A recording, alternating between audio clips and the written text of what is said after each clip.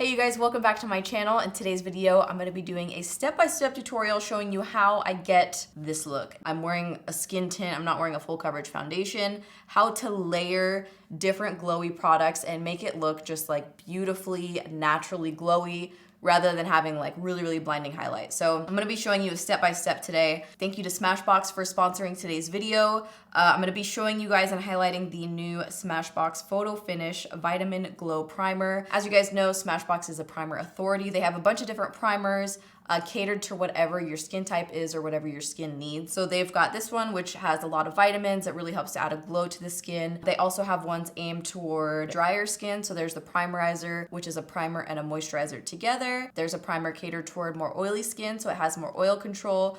Pore minimizer if you're trying to minimize your pores. So if you guys are looking for a new primer, I'm gonna add a link in the description box. Smashbox is also offering 20% off their site if you use the code Katy20. Also, they've just got a lot of great products in general. I do use a few of their brushes in today's video as well. We're gonna go ahead and get started with this look.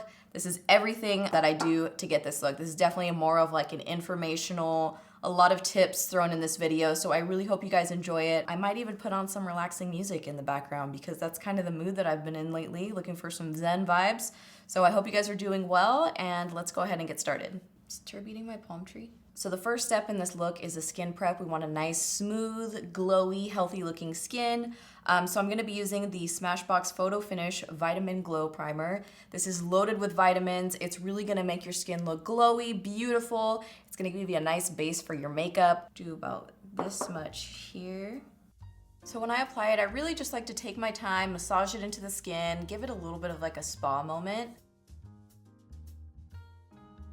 It's just gonna add a beautiful base and help prepare your skin for makeup. And when you layer products on top of it, it's just gonna look really seamless, really beautiful, very glowy. So now we're gonna do the full complexion. I haven't really been doing a lot of full coverage lately. I've been pulling back on the coverage. And this was the product that I was wearing the other day when I had so many requests to show my makeup look. And it's the Lancome Skin Feels Good Skin Tint. The thing about this one, it's definitely a fuller coverage than a skin tint.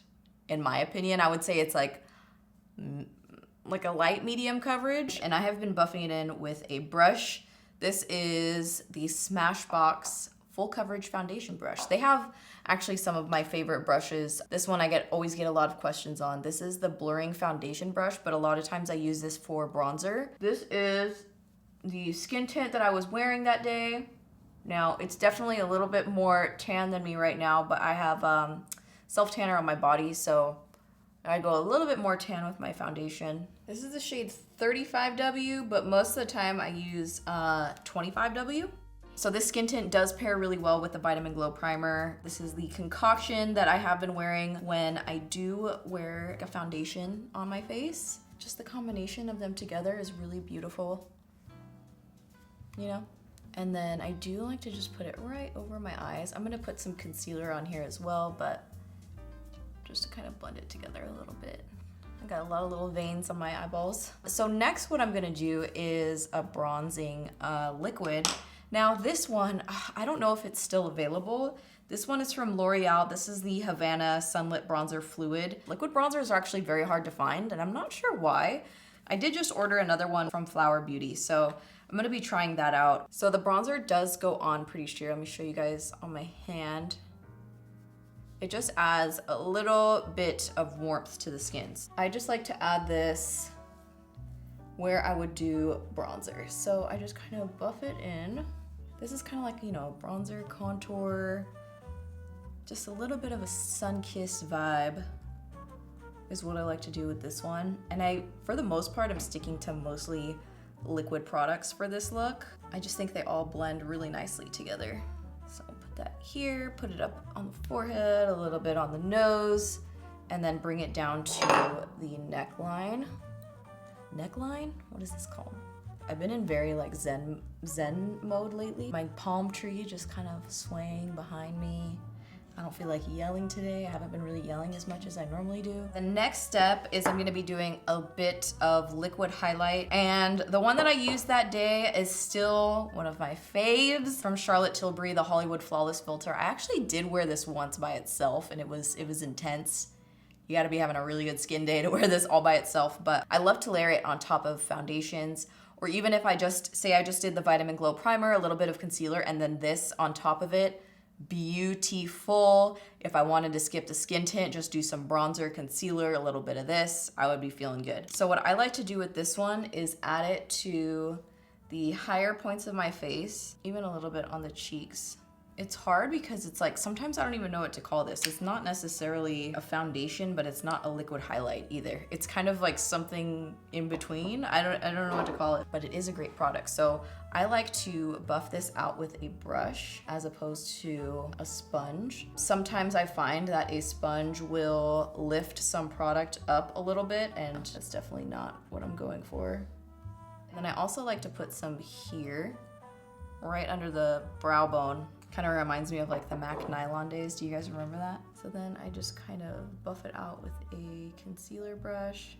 So it does have a bit of coverage to it compared to just a liquid highlight. So as you can see there, it did cover up some of the discoloration on my eyelids. And one thing I like about this look is we're layering on the glows. So instead of just adding like a heavy concentrated glow on top of like a matte foundation or something, we're just really adding different layers of glowiness to the skin. I think that is one of the reasons that makes it look a little bit more natural, is kind of like when you do it in steps as opposed to adding a ton of glow all at once or a ton of highlight on the cheekbone. And that's one of the reasons why I love doing this look so much. The next step is to go in with concealer, and this just kind of helps to connect everything. I bring it up here, I come in right here. I will add a little bit more product right here as well. This is from Laura Mercier. This is their Flawless Fusion Concealer in the shade 2N.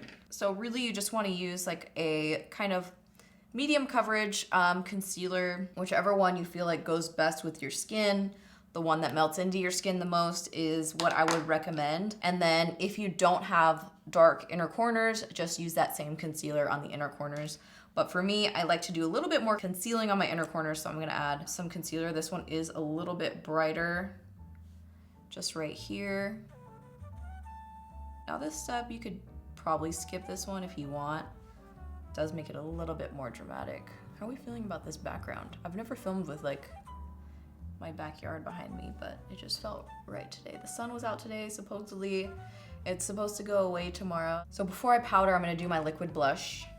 You guys already know these are my jam. These are from Flower Beauty, the Blush Balms. I think I'm gonna mix these two together. It makes a really nice, like, peachy, but a little bit of pink in there. This is Nectar, and I just mixed this all on the same thing that I did the foundation, that I did the bronzer, and now the blush. So this is Bubbly mixed with Nectar. This is like a bubblegum pink color and kind of like a cantaloupe. So now I'm taking a fluffy brush and stippling this in. And we're just adding this right on top of the concealer. I put a lot of blush on there. And then just right on top of the nose. A little bit on the nose, right on the nose. I might actually come in with a little bit more Nectar. I kind of went wild with Bubbly. Now I'm gonna set the under eyes, and this is the product that I used the other day. This is the Pat McGrath Sublime Perfection Blurring Under Eye Powder, and this is the shade Light. This one I like because it's very, very thin. So there are times like today where I'm wearing concealer, I'm wearing foundation, I need to set my under eyes. I can't just go concealer with no powder, you know, which I do often. So what I do is I take this, and this is like a tapered highlighter brush, and I set everywhere that I know I'm gonna need powder. So this is typically where I get like the most oily, which, you know, most people get pretty oily right here. And then I'm also gonna put this directly on my under eyes. So I noticed that when I used this, my mascara did not transfer at all. And I just put it right here. I don't do like the full shebang. Before I know it, I end up adding a lot more powder than I planned on doing. And then just some right here. So now I'm gonna show you guys the lashes, and I have never in my life had more questions about what lashes I was wearing than on this day, but I was just wearing Ardell Wispies. I buy the 5-pack ones. I feel like they look different than the individual ones. I think the reason why I got so many questions about what lashes I was wearing is because a lot of people thought they were my natural lashes, but they're not. My natural lashes don't act like that. What I like to do is curl and put on mascara before I put the lashes on, and also after. When I curl my lashes, I curl at the base, at the middle, and at the end. So I use a waterproof mascara, again, because my lashes are extremely straight. It holds the curl. It's one of the only types of mascaras that holds my curl throughout the day. But I just do a really, like a light layer like that before I put on the Ardells. And now I'm gonna show you how I trim them. You wanna make sure you use the biggest scissors you can find. Don't actually do that. I don't know where my little manicuring scissors are. So this is what the lashes look like. Now, if you look at these are not Ardell Wispies, so don't look at those ones, okay? Ignore those, and also ignore my nails. So this is what the Ardell Wispies look like. They are a symmetrical lash, meaning that they're shorter on the outside and the inner corner, and then the longest in the middle. I personally prefer a flared lash, so what I do is I cut off the outer corner. That makes it a symmetrical lash. This is now more of a flared looking lash rather than this where it gets shorter on the outer corner. And then I also like to curl them before I put them on. I take it, I have it stuck to my thumb right now, and I stick it in my lash curler, and I do the same thing as what I do on my natural lashes. I curl the base, I curl the middle, whoop, and then I curl the end. And you wanna just do it really quickly because they curl pretty fast. So you can see how curly they are right there. So now this is the wispy. I haven't glued it on yet. This is just it trimmed and curled. There's still one more step. So I pop it on the outer corner, and I come in from the north and I pop it down like that. So this will help, so that way the lashes kind of stick more upright, and then just slowly start to stick it to the lash line. And as I'm like having it set there and glue on, I just like to push it down with my tweezers. All right, so we let the lashes sit for a second. You want the glue to set a little bit longer before you go on to the next step, which we're still going on the lashes. Now, I'm explaining everything, so it's taking a little bit longer, but I swear once you get this down, this is like the quickest way to bump up like a very easy, simple makeup look. Take our eyelash curler. This one is from Surat Beauty, and we're going to very, very gently go curl the lashes all together. Now, I don't really go that close to the base now, just more so the middle and the end, like a really quick light tap because it curls easily. I've already got mascara on. The false lashes curl really easily by themselves, so just very, very lightly,